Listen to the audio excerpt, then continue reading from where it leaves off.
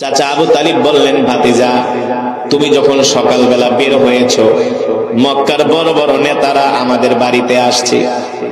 আয়েশা বলছে, মক্কার কাফেররা তোমাকে কোরআনের দাওয়াত বন্ধ করে দিতে।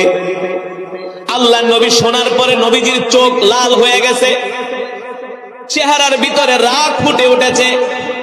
চাচা আপনি বলেন কি? মক্কার কাফেররা আমাকে কোরআনের দাওয়াত বন্ধ করে দিতে বলছে। আল্লাহ রসুল রাগ করে যখন এই কথা বললেন, চাচা আবু তালিব বলে, ভাতিজা শোনো, মক্কার কাফেররা তোমাকে 3টা প্রস্তাব দিয়ে গেছে। কয়টা? এক নাম্বার, যদি তুমি মক্কার নেতৃত্ব চাও, তোমার হাতে মক্কার নেতৃত্ব তুলে দেওয়া হবে। 2 নম্বরে, যদি তুমি অর্থের মালিক হতে চাও, মক্কার কাফেররা তোমাকে মক্কার সব অর্থের মালিক বানায় দিবে। 3 নম্বরে, তারা তোমাকে আরেকটা প্রস্তাব দিয়ে গেছে, যদি মোহাম্মদ সুন্দরী নারী চায়, আমরা মোহাম্মদকে সুন্দরী নারী দিয়ে দিব। তারপরেও বলো, মোহাম্মদকে কোরআনের দাওয়াত বন্ধ করে দিতে বলেন নাউজুবিল্লাহ। এই কথা শোনার পরে আল্লাহর নবী দাঁড়ায় গেলেন আর বললেন, চাচা মক্কার কাফেরদেরকে আপনি আগামীকাল বলে দিবেন, লাম্মা রাআল কমারা ইয়ামিনি ওয়াশ শামসা ইয়াশিমালি, লাম্মা রাআল কমারা ইয়ামিনি ওয়াশ শামসা ইয়াশিমালি। চাচা আপনি মক্কার কাফেরদেরকে বলে দিবেন, এক হাতে যদি মোহাম্মদকে সূর্য দেওয়া হয়, আর এক হাতে যদি মোহাম্মদকে চন্দ্র দেওয়া হয়, তারপরেও আল্লাহর পয়গম্বর মুহাম্মদ সাল্লাল্লাহু আলাইহি ওয়াসাল্লাম আল্লাহর কোরআনের দাওয়াত থেকে একজন পরিমাণ দূরে সরে যাবে না। আমরাও সেই বিশ্ব নবীর শিষ্য, আমরাও আল্লাহর কোরআন থেকে একজন পরিমাণ দূরে সরে যাব না, ঠিক কিনা বলেন? আমরা কোরআনের কথা বলবো, দ্বীনের কথা বলবো, শুধু কোরআনের কথা বলবো না, প্রয়োজনে এই কোরআনের জন্য আমাদের মাল দিব, জান দিব। রাজি আছেন? প্রয়োজনে আল্লাহর জমিনে আল্লাহর দ্বীন কায়েমের জন্য আমরা আমাদের সন্তানকে, আল্লাহর নবী বিশ্ব নবী একা মক্কার কাফেরদের বিরুদ্ধে লড়াই করেছেন। আল্লাহর নবীর পক্ষে মক্কায় কেউ ছিলেন না। আবু জেহেল, আবু লাহাব, উতবা, শাইবাদের বিরুদ্ধে আল্লাহর নবী একা লড়াই করেছেন, একা লড়েছেন, ঠিক কিনা বলেন? আল্লাহর নবী একা কোরআনের কথা বলেছেন। আর আমরা আজকে 18 কোটি মুসলমান হইয়াও কোরআনের আইনের কথা বলতে পারি না। এর চাইতে মুসলমানের কাছে লজ্জার কিছু হতে পারে না। আল্লাহ নবী এই কোরআনের দাওয়াত দেওয়ার কারণে শেষ পর্যন্ত মক্কার কাফেররা আল্লাহর রাসূলের উপরে এমন নির্যাতন করলো, অকাথ্য নির্যাতন করে আল্লাহর নবীকে মক্কার কাফেররা মক্কা থেকে বের করে দিছে। বুঝেন নাই? অকাথ্য নির্যাতন করে আল্লাহর নবীকে মক্কার কাফেররা মক্কা থেকে বের করে দিছে। শেষ পর্যন্ত আল্লাহ তাআলা ডাক দিয়া বলে, হাবিব আপনি আর মক্কায় থাকবেন না, আপনার জন্য মক্কা আর নিরাপদ না। যুবক এবার দেখো রে বন্ধু, ভালো করে চিন্তা করো, আল্লাহর নবী আল্লাহর জমিনে কোরআনের আইন কায়েম করার জন্য এবার নিজের মাতৃভূমি ছাড়তে হয়েছে, এবার নিজের বাপ দাদার ভিটা ছাড়তে হয়েছে। আল্লাহ তাআলা নির্দেশ দিলেন, হাবিব আপনি আর মক্কায় থাকবেন না, আপনি এবার মক্কা থেকে হিজরত করে মদিনায় যান। আপনাকে আমাকে যদি বাপ দাদার ভিটা ছাড়া করতো, আমাদের কাছে কেমন লাগতো? যারে বলে, এই যে 20 লক্ষ রাখাইনের মুসলমান বাংলাদেশে আছে, আমরা মাঝে মাঝে ওয়াজ করার জন্য ওই চট্টগ্রাম, কক্সবাজার, উখিয়াতে যাই। অনেক রোহিঙ্গারা আসে আমাদের ওয়াজ শোনার জন্য, অনেক রাখাইনের মুসলমান আইসা হাত ধরে কান্না করে দেয়। বলি কাঁদেন কেন, কাঁদেন কেন? বলে হুজুর নিজের মাতৃভূমির জন্য মায়া লাগে, নিজের বাপ দাদার ভিটার জন্য মায়া লাগে। আল্লাহ রসুলকে যখন মক্কা থেকে বের করে দেয়, আল্লাহ রসুল যখন মক্কা থেকে হিজরত করে মদিনায় যায়, কিভাবে থাকবে আল্লাহ নবী একা মক্কায়? দেখেন, রাস্তা দিয়ে হাঁটলে মক্কার কাফেররা আল্লাহ নবীকে গালি দেয়। আল্লাহ রসুলের হাঁটার চলার পথের মধ্যে তারা কাটা বিছায় রাখে।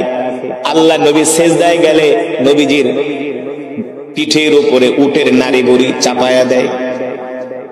এমন কোন নির্যাতন নাই, জুলুম নাই মক্কার কাফেররা আল্লাহ রসুলের উপরে করে নাই।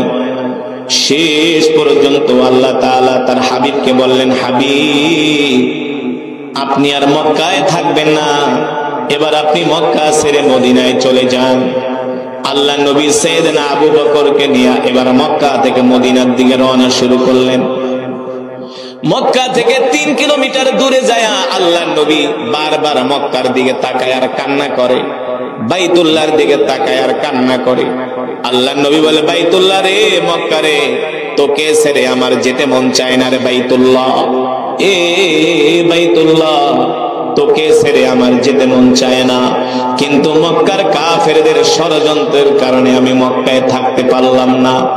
আল্লাহ তাআলা তার হাবিবকে ডাক দিয়ে বলেন, হাবিব ইযা জাআ নাসরুল্লাহি ওয়াল ফাত ওয়া রাআইতান নাসা ইয়াদখুলুনা ফি দীনিল্লাহি আফওয়াজা ফাসাব্বিহ বিহামদি রাব্বিকা ওয়াস্তাগফির ইন্নাহু কানা তাওয়াবা। নবী গো, আপনি মক্কা থেকে মদিনায় চলে যাচ্ছেন, আমি রব জানি আপনার মন খারাপ, আপনার মক্কা থেকে মদিনায় যেতে মন চায় না, কারণ মক্কা হলো আপনার বাবার দেশ, মক্কা হলো আপনার মায়ের দেশ, মক্কা হলো আপনার জন্মভূমি। নবী গো, আপনি কিছুদিনের জন্য কষ্ট করেন, মক্কা থেকে মদিনায় যান। আপনি আবু বকরকে নিয়ে মক্কা থেকে মদিনায় যেতেছেন, এমন একটা সময় আসবে আমি আল্লাহ আপনাকে এমন সম্মানিত করব, যাদের কারণে আপনি মক্কা ছেড়ে চলে যাচ্ছেন, আর কিছুদিন পরে মক্কার ক্ষমতা আমি আপনার হাতে তুলে দিব। আপনাকে যারা অত্যাচার করেছে, জুলুম করেছে, আপনার ভয়ে তারা ঘরের দরজা লাগায়া ঘরের মধ্যে পালায়া থাকবে। আল্লাহ তাআলা তার হাবিবকে মক্কার ক্ষমতা দেন নাই? জোরে বলেন।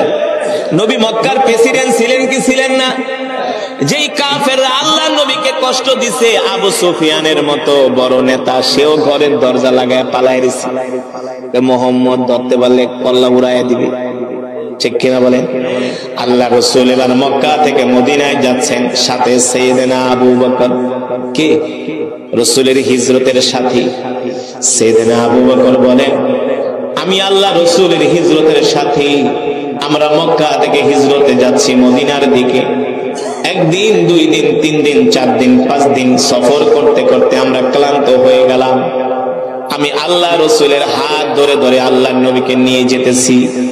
আমি দেখি ওই পথের মধ্যে যত পাথর আছে, সব পাথরগুলো দেখা আল্লাহর নবীকে চিনতেছে, আর আল্লাহ রাসূলকে সালাম দেয়, আসসালামু আলাইকা ইয়া রাসূলুল্লাহ। পাথরগুলো আল্লাহর নবীকে সালাম দেয়। সাইয়েদনা আবু বকর বলে, শুধু পাথরগুলো আল্লাহর নবীকে সালাম দেয় না, আল্লাহর নবী শক্ত পাথরে পাড়া দেয়। আল্লাহর নবীর বরকতি পা লাগার সাথে সাথে শক্ত পাথর তুলার মতো নরম হয়ে যায়। আল্লাহর নবী ডাক দিয়ে বলে, পাথর সালাম দিলা কারণ কি? ও পাথর সালাম দিলা কারণ কি? পাথর ডাক দিয়া বলে, ওগো আল্লাহর নবী, আপনি কি মনে করছেন আমরা আপনাকে চিনি না? আপনি শুধু মানুষের নবী না, আপনি আমাদেরও নবী। শক্ত পাথরে পাড়া দিলে আপনার কষ্ট হবে, এই কারণে আমরা পাথর আপনার জন্য নরম হয়ে গেছি। জোরে বলেন সুবহানাল্লাহ। যে নবীর এত দাম, ওই নবী কোরআনের জন্য কত কষ্ট করছে, আর তুমি আমি মুসলমানের সন্তান হইয়া সেই কোরআন পড়তে জানি না, কোরআনের তেলাওয়াত করি না, কোরআনের বয়ান শুনতে আসি না, ঘরের ভিতরে কোরআনের তেলাওয়াত নাই, শুধু হিন্দি গান আর বাংলা সিনেমা। ঠিক কিনা বলেন? আল্লাহ ছাড়বে? ছাড়বে না। আল্লাহ ছেড়ে দেয় মাগার, ছাড় দেয় মাগার ছেড়ে দেয় না। এত শোনা না, ওয়াজ না শুনা দোকানে বসে বাদাম টিপবা, বাদাম খাইবা, চা খাইবা, খাও জনমের খাওয়া। আল্লাহ হাসরের ময়দানে ধরবো যে আমার কোরআন শুনতে যাস না, মসজিদে নামাজ পড়তে যাস না। ঠিক কিনা বলেন? আজকে আমি আল্লাহ তোদেরকে ছাড়বো না, কড়ায় গন্ডায় হিসাব নিয়ে দেখাই দিব। এবার সাইয়েদনা আবু বকর বলে, আল্লাহ নবীকে শুধু পাথরেই সালাম দেয় না, রাস্তার গাছগুলো দেখে আল্লাহ নবীকে সালাম দেয়। আল্লাহ রাসূল জিজ্ঞেস করে, গাছ সালাম দিলা কারণ কি? সালাম কেন দিব না? আপনি কি মনে করছেন আপনাকে চিনি নাই? আপনি শুধু মানুষের নবী না, আপনি তো গাছেরও নবী, মাছেরও নবী। শুধু এখানেই শেষ না রে মুসলমান যুবক। ও যুবক, আমরা এমন এক বরকতি নবীর উম্মত। আল্লাহর নবী সফর করতে করতে ক্লান্ত হয়ে গেলেন, ক্ষুধার্ত হয়ে গেলেন। সাইয়েদনা আবু বকরকে বলতেছেন, ইয়া আবা বকর আনা আতশানুন জিদ্দান আনা জাইউন জিদ্দান। আবু বকর গো, সাথে কোনো খাবার দাবার আছে কিনা? দেখেন, মক্কা থেকে মদিনা হলো 550 কিলোমিটার, এটা হলো বর্তমানের রাস্তা। কিন্তু 1450 বছর আগে মক্কা থেকে মদিনা শুধু 550 কিলোমিটার না, 1450 বছর আগে মক্কা থেকে মদিনার দূরত্ব হবে 1500 কিলোমিটার। কারণ আগে কি লাগে না? একেই তো মরুভূমির পথ, পাহাড়ের পথ, রৌদ্র উঠলে একেতে সূর্যের তাপ, দ্বিতীয়ত হলো মরুভূমির বালুর তাপ। ঠিক কিনা বলেন? এমন ভাবে বালুর তাপ বেড়ে গেছে, সূর্যের তাপ বেড়ে গেছে। আল্লাহ নবী ক্লান্ত হয়ে গেছেন। সাইয়েদনা আবু বকরকে বলেন, ইয়া আবা বকর আনা জাইউন জিদ্দান। আবু বকর গো, আপনার কাছে কোনো খাবার দাবার আছে কিনা? সাইয়েদনা আবু বকর বলে, আল্লাহ রাসূল, আমার কাছে যত খাবার দাবার ছিল সব শেষ হয়ে গেছে, এখন তো কোনো খাবার নাই। আল্লাহ নবী বলে, খাবার না থাকলে একটু পানি দেন। এই যুবক, আল্লাহ নবী খাবার পানি পর্যন্ত পাচ্ছেন না, দিনের জন্য কত কষ্ট করতেছে। 3 দিন পর্যন্ত আল্লাহ নবী ক্ষুধার যন্ত্রণায় পেটে পাথর বেঁধেছেন। আর আপনি আমি কয়দিন ক্ষুধার যন্ত্রণায় কান্না করছি। এক বেলা না খায়া থাকলে তো আমাদের একেবারে অবস্থা খারাপ হয়ে যায় না? এই যে রমজান মাস আসতেছে, দেখবেন ভোর রাত্রে জনমের খাবার খাইয়াও জোহরের পরে একেবারে মনে হয় খারাপ থেকে পড়ে যায় না, হুইয়া পড়ে। ভালো কথা কইলো, রোজা রাখছি, কথা কবি না। আর আল্লাহর নবী 3 দিন পর্যন্ত খেতে পায় নাই, ক্ষুধার যন্ত্রণায় পেটে পাথর বেঁধেছে, একমাত্র আল্লাহর জমিনে আল্লাহর দ্বীন কায়েমের জন্য। ও মুসলমান, শেষ পর্যন্ত আল্লাহর নবী সাইয়েদনা আবু বকরকে বলে, আবু বকর, খাবার না থাকে একটু পানি দেন। পানিও নাই, খাবারও নাই, পানিও নাই। সাইয়েদনা আবু বকর বলে, আল্লাহ রাসূল আমার কাছে খাবার চাই, খাবার দিতে পারি না, পানি চায়, পানি দিতে পারি না। আবু বকরের কাছে এর চাইতে আর কষ্টের বিষয় হতে পারে না। ঠিক কিনা বলেন? আল্লাহ নবী ডাক দিয়ে বলে, আবু বকর, দেখেন তো মরুভূমির মধ্যে কোন ঘর বাড়ি দেখা যায় কিনা? সাইয়েদনা আবু বকর বলে, শত শত কিলোমিটার মরুভূমি, এখানে আবার ঘর বাড়ি কোত্থেকে আসবে? ঘর বাড়ি কোথায় পাওয়া যাবে? আবু বকর অবাক হয়ে গেলেন। সাইয়েদনা আবু বকর বলেন, আল্লাহ রাসূলের বরকতি জবান মোবারক দিয়া এই কথা বের হওয়ার সাথে সাথে আমি দেখি মরুভূমির মধ্যে একটা ঘর দেখা যায়। আরো আস্তে কোন সুবহানাল্লাহ। সাইয়েদনা আবু বকর বলেন, দেখি আমি মরুভূমির মধ্যে একটা ঘর দেখা যায়। কি দেখা যায়? ঘর, মরুভূমির মধ্যে ঘর। সাইয়েদনা আবু বকর বলে, ও আল্লাহর নবী, ওই যে মরুভূমির মধ্যে একটা ঘর দেখা যায়। আল্লাহ রাসূল বলে, আবু বকর চলে আমরা ওই বাড়িতে যাই বিশ্রাম নিব, তাদের কাছ থেকে আমরা খাবার চাইব, পানি চাইব, মেহমানদারি গ্রহণ করব। সাইয়েদনা আবু বকর বলে, আমি আল্লাহ রাসূলের হাত ধরে ওই বাড়ির দিকে হেঁটে হেঁটে যাচ্ছি। ওই বাড়ির দিকে যেতে যেতে যখন আমরা ঘরের দরজার সামনে পৌঁছালাম, দেখি মরুভূমির মধ্যে একটা ভাঙ্গা ঘর দেখা যায়, ভিতর থেকে দরজা লাগানো, ভিতর থেকে।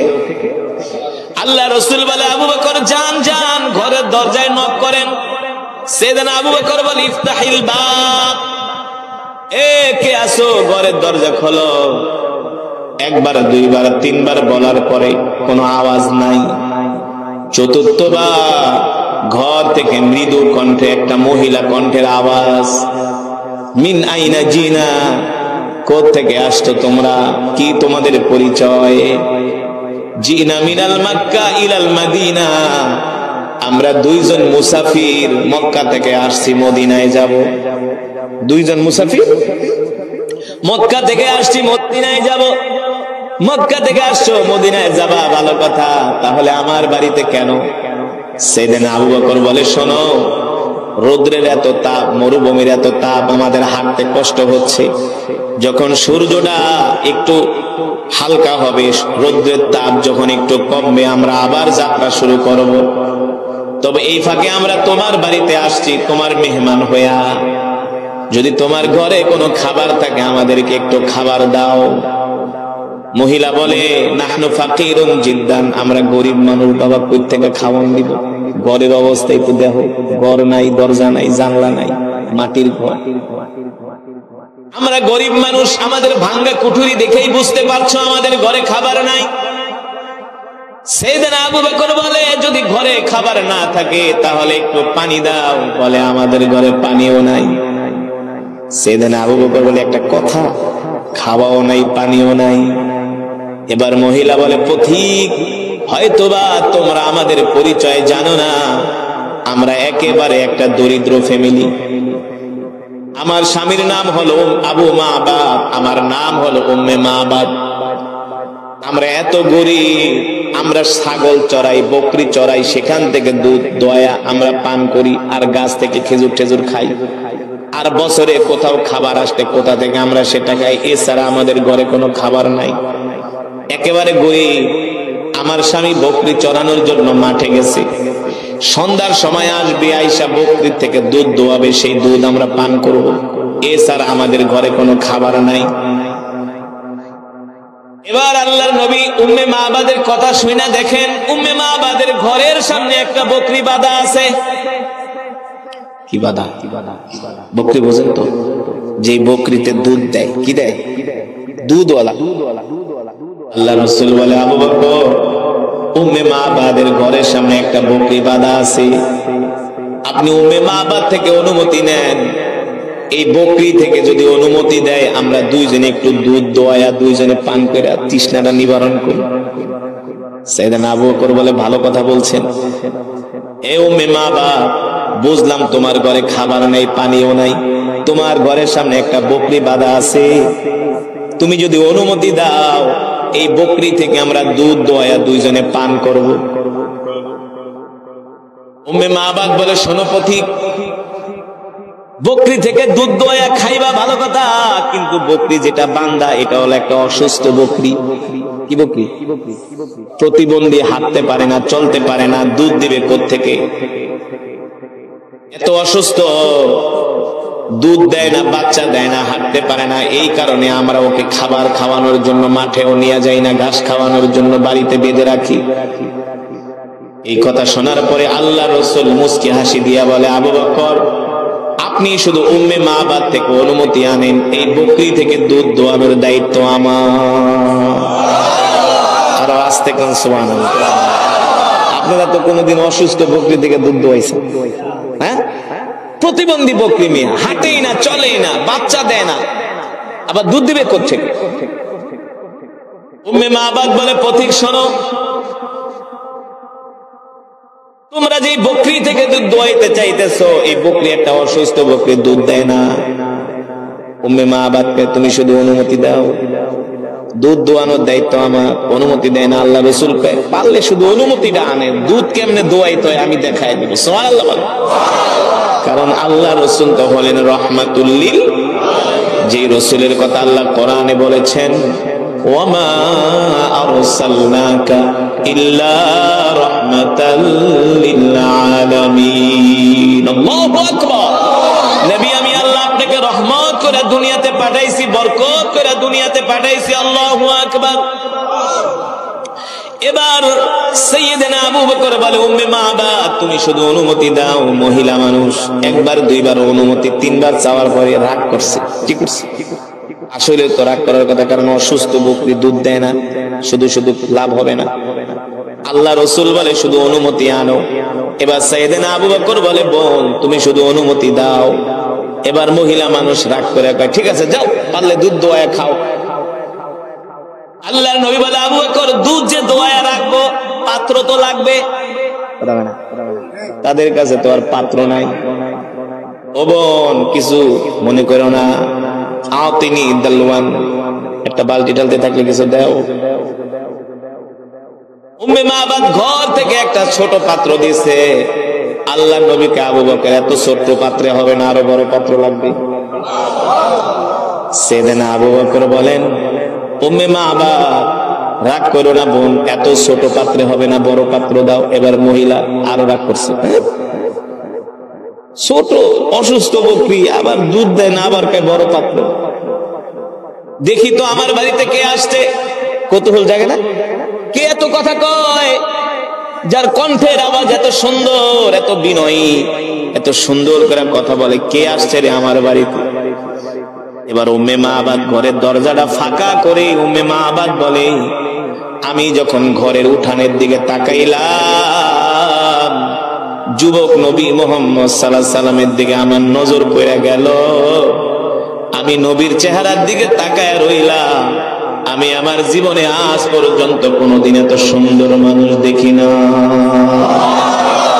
উম্মে মাবাদ বলে, আল্লাহি রাব্বিল কাবা, আল্লাহি রাব্বিল কাবা, আমি ওই রবের কাবার কসম খায়া বলি, একবার আমি নবী মুহাম্মদ, যুবক মুহাম্মদের চেহারার দিকে তাকাই, আর একবার আমি রাত্রবেলা পূর্ণিমার চাঁদের কথা মনে করি, দেখি চাঁদ সুন্দর নাকি মুহাম্মদ সুন্দর। উম্মে মাবাদ বলে, আল্লাহর কসম করে বলি, ওই চাঁদের চেয়েও 1000 গুণ আল্লাহর পয়গম্বর সুন্দর। উম্মে মাবাদ বলে, আমি আল্লাহর নবীর চেহারার দিকে তাকাই আছি, আর নজর ফিরাইতে পারি না। বুঝলেন? আরে এত সুন্দর মানুষ কি হয় নাকি? আমার বাড়িতে এত বড় মেহমান আসছে। উম্মে মাবাদ বলে, আমি শুধু তার চেহারা দেখে পাগল হয়ে যাই নাই। যুবক মোহাম্মদ আল্লাহ নবী যখন আমার বাড়িতে ঢুকছে, আমার বাড়িটা পুরো ঘ্রাণে ছড়ায় গেছে। নবীর শরীরের ঘ্রাণে পুরা বাড়ি সুবাসিত হয়ে গেছে। আল্লাহ রসুলের শরীর থেকে যে ঘাম বের হইতো, সাহাবীরা ওই ঘাম গুলো আল্লাহ রসুলের শরীর থেকে সংগ্রহ করে তারা আতর হিসাবে ব্যবহার করত, সুগন্ধি হিসাবে ব্যবহার করত।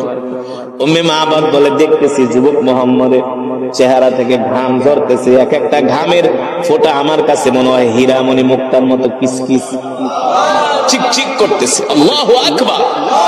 উম্মে মাবাদ আল্লাহ রাসূলের চেহারা দেখে কয়, এবার বকরির দুধ না পারলে জবাই করে খায় ফেলাও। সুবহানাল্লাহ। উম্মে মাবাদ বলে, আমি যুবক মুহাম্মদের দিকে তাকায় আছি, তার চুলগুলো দেখি এত সুন্দর, তার চোখগুলো এত সুন্দর, তার চেহারাটা এত সুন্দর, তার আঙ্গুলগুলো এত সুন্দর, তার পা গুলো এত সুন্দর। কেন হবে না রে? এই পৃথিবীর সব সৌন্দর্য আমার কলিজার টুকরা নবীকে আল্লাহ দান করেছে।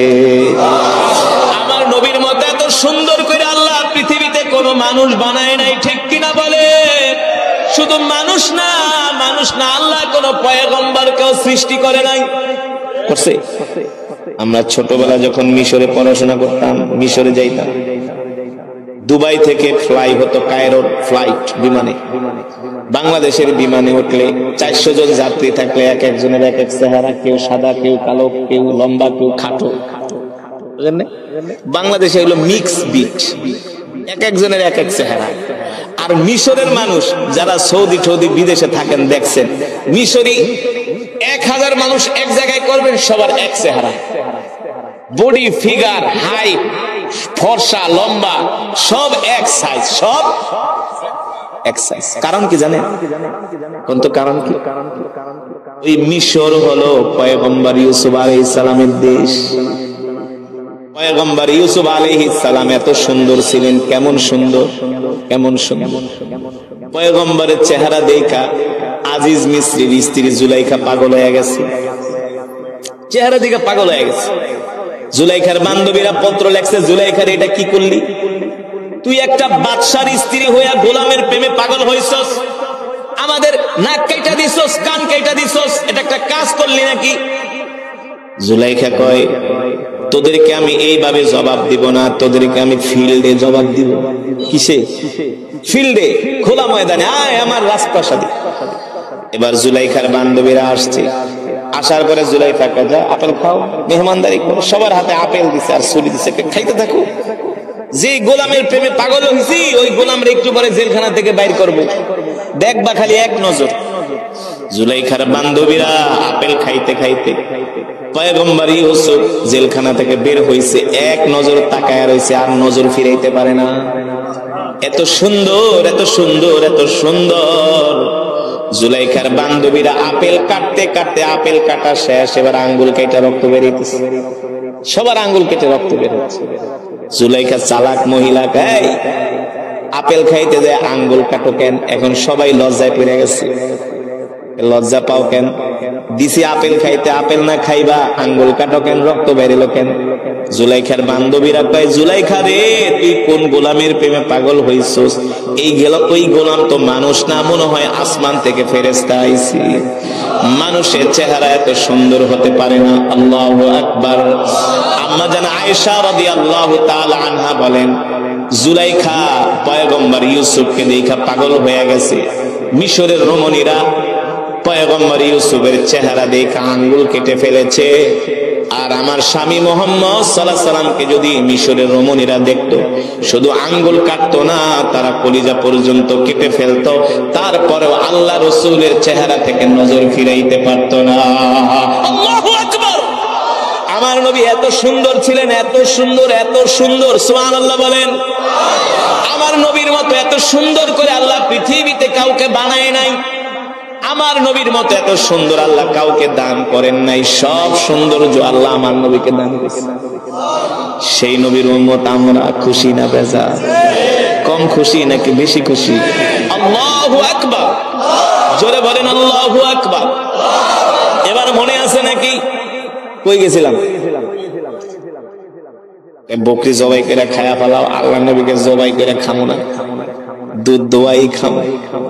অসুস্থ বকরির সামনে আল্লাহ নবী যাওয়ার সাথে সাথে অসুস্থ বকরি সুস্থ হয়ে গেছে। শুধু বকরি সুস্থ হয় নাই, আল্লাহ নবীকে দেখে সালাম দেয়, আসসালামু আলাইকা ইয়া রাসূলুল্লাহ। আল্লাহ নবী ডাক দেয়, বকরি সালাম দিলা, কারণ কি? কয় সালাম কেন দিব না? আপনি কি মনে করছেন আপনাকে আমি চিনি নাই? আপনি শুধু মানুষের নবী না, আপনি আমারও নবী। ও নবী গো, আমি ছিলাম অসুস্থ, আপনাকে দেখার সাথে সাথে আল্লাহ আমাকে সুস্থ বানায় দিছে। আল্লাহ নবী বকরিকে ডাক দেয়, আয় আয় কাছে আয়। দৌড়ে বকরি আল্লাহ নবীর কাছে আসছে। আল্লাহ রাসূল বকরিকে জড়ায় ধরছে। এবার বকরির চোখ দিয়া পানি পড়তেছে। আল্লাহ নবীকে কান্দেস কেন? নবী গো, আপনারা যদি না পাইতাম আমি জীবনে কোনোদিন সুস্থ হইতাম না।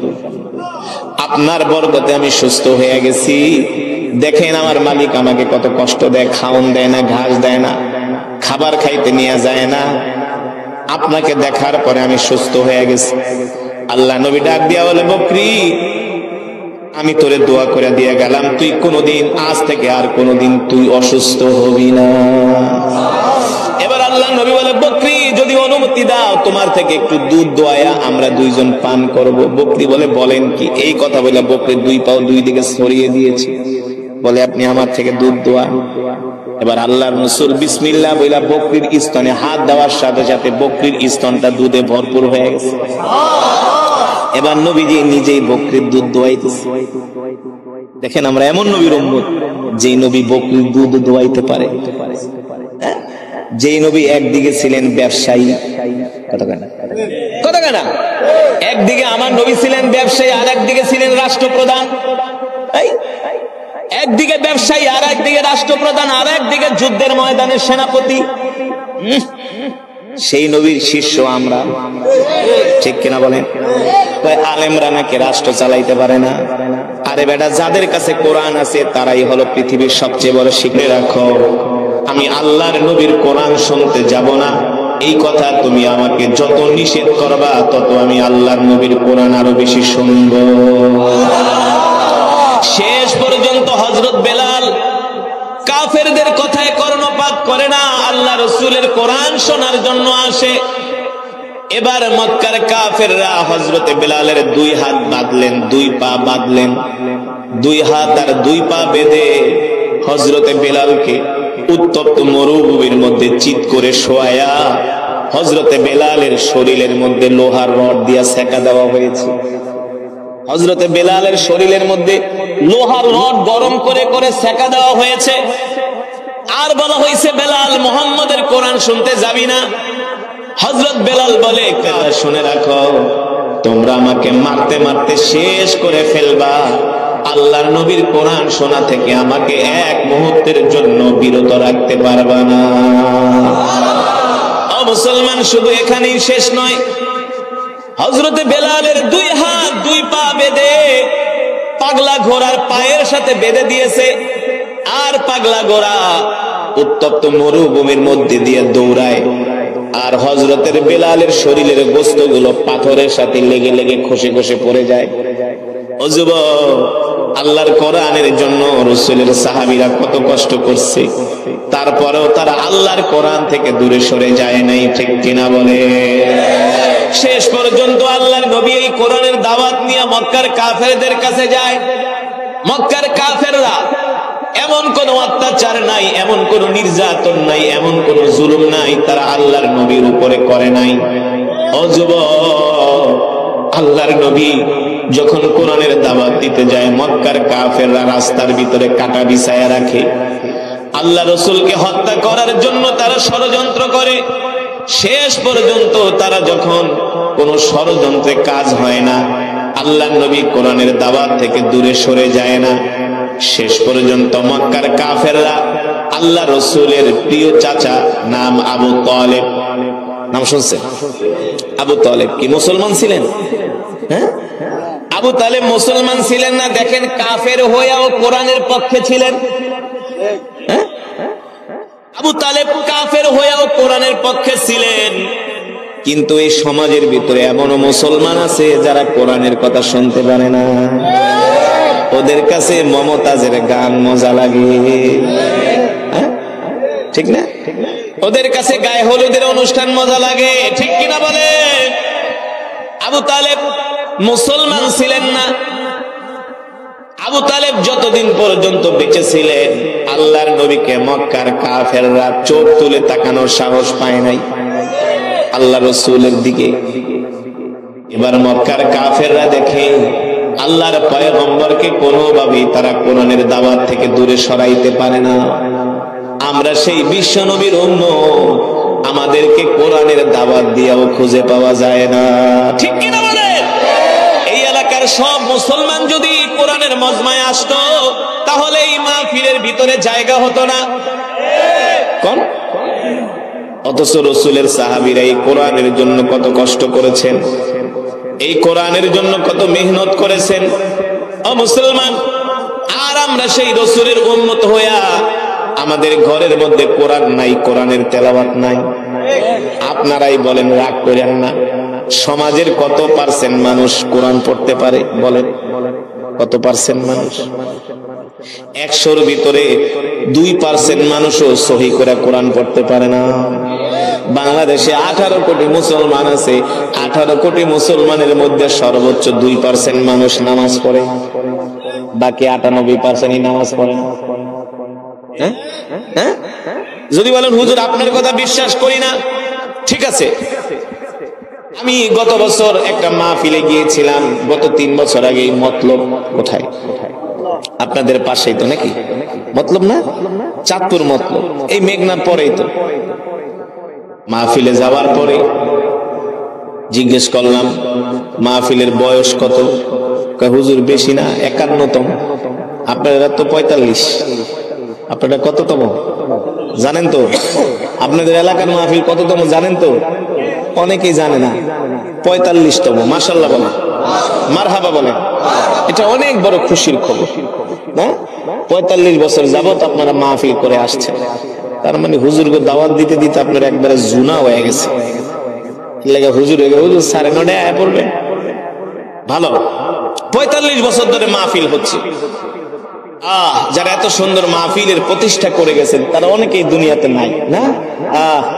আল্লাহ তাদের কবরকে নূরে নূরান্বিত করে দিন, বলি আমিন। তাদের কবরকে আল্লাহ তাআলা জান্নাতের বাগান বানায় দিন, বলি আমিন।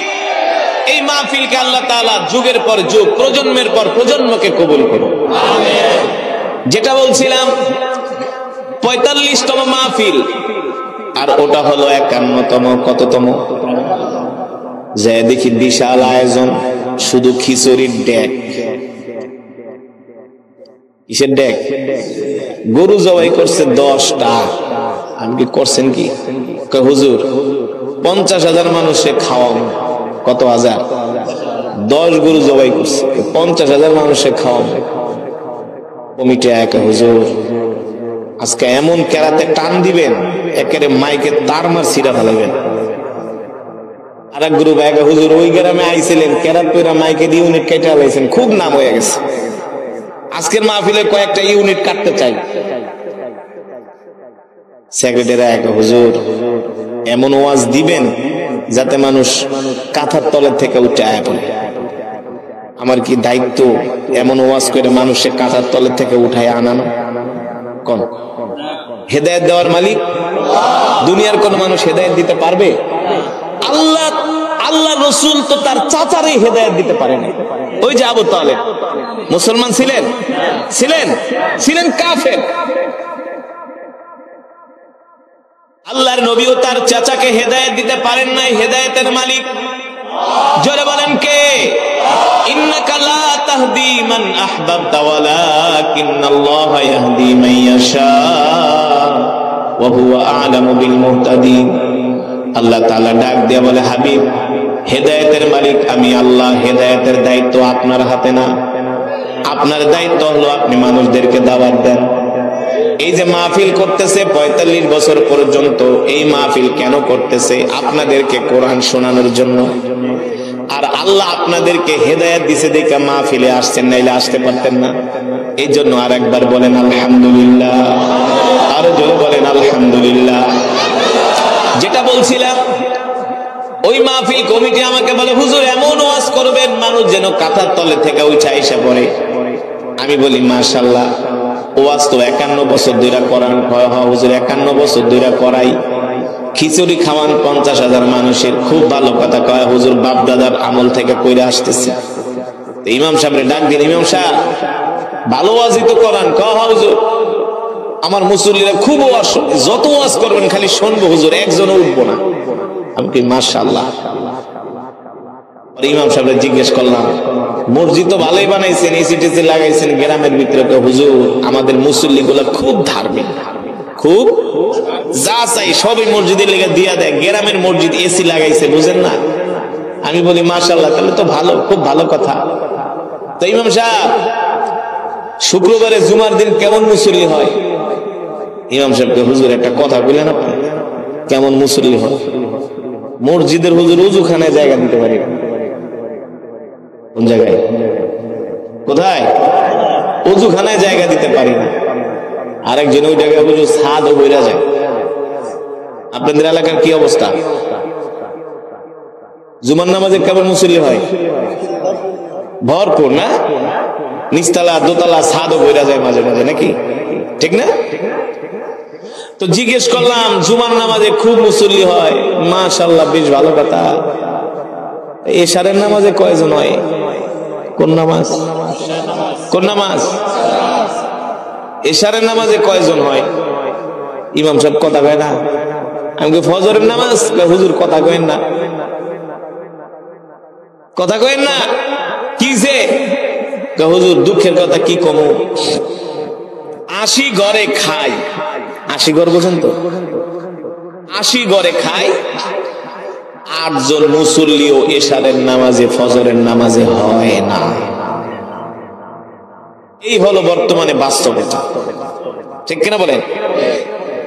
সমাজের 2% মানুষ মুসলমান ঠিক মতো নামাজ পড়ে না, ঠিক কিনা বলেন?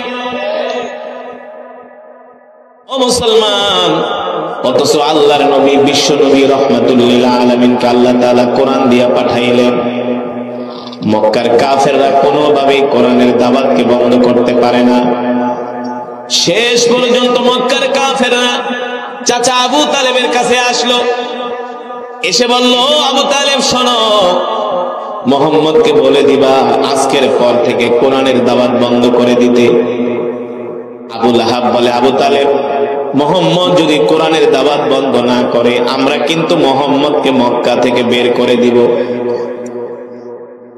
ওলীদ ইবনে মুগীরা উঠা বলে, আবু তালেব, শুধু আমরা মুহাম্মদকে মক্কা থেকে বের করব না, আমরা মুহাম্মদকে জানে শেষ করে দিব। বলেন নাউজুবিল্লাহ।